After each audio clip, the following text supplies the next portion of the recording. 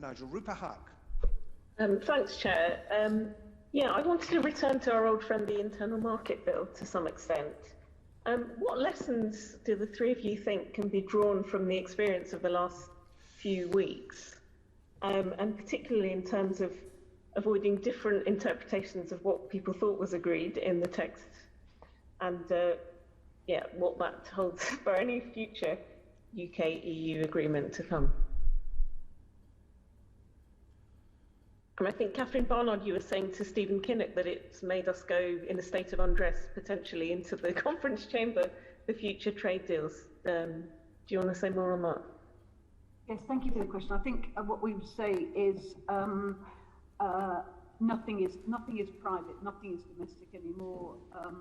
I think the government has been taken aback by the extremely strong response, not just from the within the UK, but also from overseas.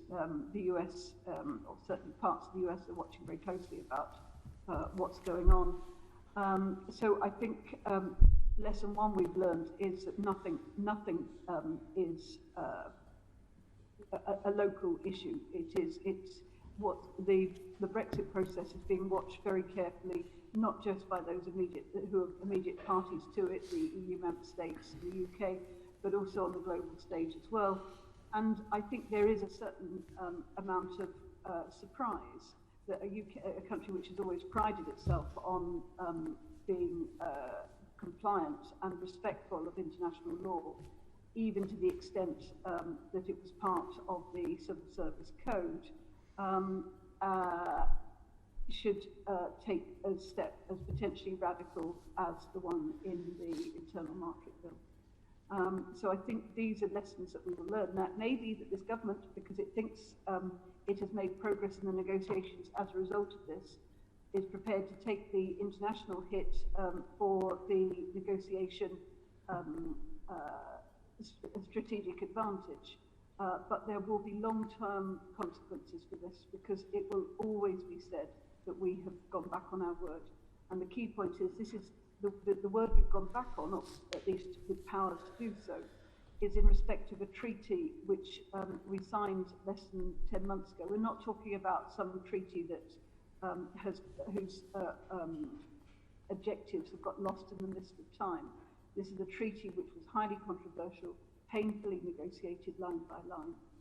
I think the second thing, and I'll stop after this, is I do agree with Shankar that the Northern Ireland Protocol is obviously a compromise document.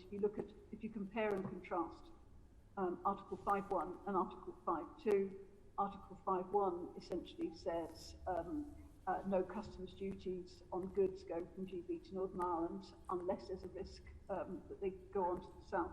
Whereas 5.2 reverses that presumption and assumes that all goods are at risk, at substantial risk, of going into the south. And this has, as Shankar rightly says, has caused real tension. I should also say that the Northern Ireland Protocol is not well written in terms of comprehensibility. It is, of course, a genius document for lawyers. Yeah, I mean, I would just say on lessons learned, and I would slightly diverge from Catherine in terms of the international reaction to this. As she noted, most of the negotiations that we are doing with other trade partners, obviously we've done the Japan deal, Australia, New Zealand, etc., and even the US deal with respect to the US administration has really not been affected by the Internal Market Bill.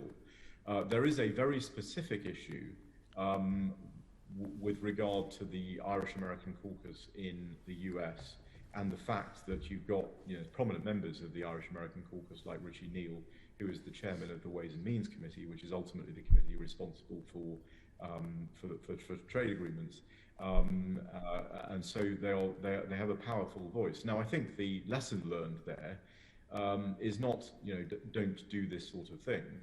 I think the lesson learned there is make sure that you've explained what it is that you're trying to do to your international partners before you do it. Certainly, I don't think that this was well explained in the US. Certainly, it is quite difficult to explain in the US that there are two communities in Northern Ireland. They tend to hear only from one. And that the very fragile Good Friday Belfast Agreement is built on gaining the consent of both of those communities, and you've got to be extremely careful before you tilt one way or the other. And certainly the Irish American Caucus in the US is not, obviously they are much more interested in one community than the other. So I think explaining these things to our trading partners will be very important. And what I found from our trading partners is they recognise that countries, have issues between each other in terms of their international agreements, are frequently in violation of international law. In fact, the EU, particularly in the trade context, is constantly in violation of WTO rules and essentially has set aside the entire SPS regime and has triggered about 33 developing countries who've complained about the EU's SPS rules. The major developed countries are united, and the EU is very much an outlier on those sorts of things. So our trading partners bear that in mind when they consider disputes between the EU and the UK. So I would question whether we're semi-clad in the international arena. I don't think we are. But nevertheless, I would also say you do need to make sure that Catherine's absolutely right about the fact that anything you do in the public arena, you've got multiple audiences. You've got the audience of the European negotiators that you're trying to win negotiating points on. You've got a domestic audience and you've got an international audience. And it's perfectly legitimate to prioritize one over the others. But you need to know what you're doing, and you need to know what the blowback is going to be, and you need to have mechanisms to explain it. Okay. And I don't think we necessarily did that particularly well. Georgina, right.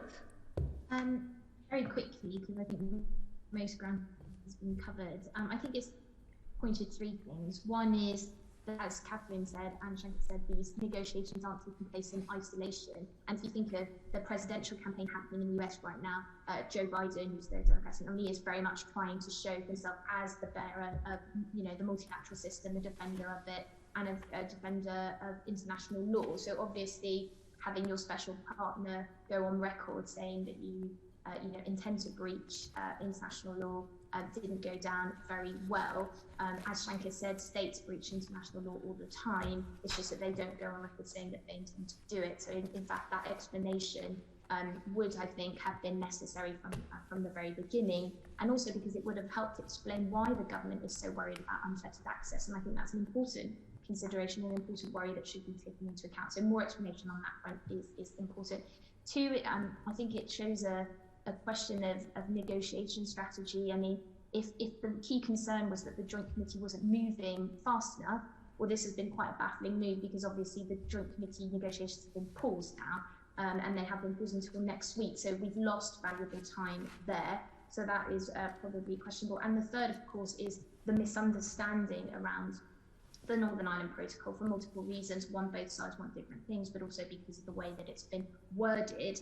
But I just very quickly, I mean, the Joint Committee is responsible for identifying criteria for which products leaving GB into Northern Ireland are not deemed at risk of going into the EU. Now, we know that those discussions are ongoing, but they haven't agreed yet. But even if they do agree, okay, all these products will not be deemed at risk. This is the criteria. That would only eliminate customs duties, right, tariffs, and the government has said that it would set up a compensation mechanism, though we don't know what that looks like.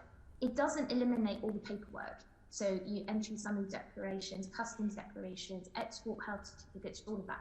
That could be dealt in the future trade negotiations, because if the UK and the EU find a satisfactory way to say, do you know what, let's reduce checks and processes, we trust each other, we don't need this, then that would, if that applies to Dover and Calais, then that would apply to GB and Northern Ireland. So again, I think any attempt to unpick the withdrawal agreement, as the EU sees it unilaterally, could affect the free trade agreements, which is negotiations, precisely where we could tackle some of those paperwork and checks and processes questions. So I think those are the three big things: not taking place in isolation, And yeah, some misunderstanding and the fact that it's obviously caused the joint committee discussions, which is unfortunate at this time. Would you say that this sort of entertaining the idea of law breaking, we saw it with the illegal prorogation a year ago, is almost becoming a habit forming thing? I mean, we know this government's done a lot of U-turns, but I was wondering, when does a precedent become a precedent? When does something become so done that it then becomes a precedent? And is that a dangerous game that this government are playing? Anyone? I would say I'm not sure that there was any need to put on record that you intend to breach international law. I'm not sure.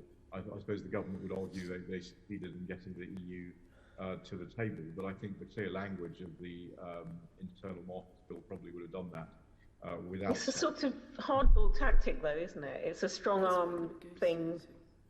Yeah, and again, as I said, there's nothing wrong with hardball tactics, provided you understand the repercussions of them in different areas and different contexts, and you make allowances for that, and you explain that. And that's the only thing where I think they probably fell short. Yeah. Okay,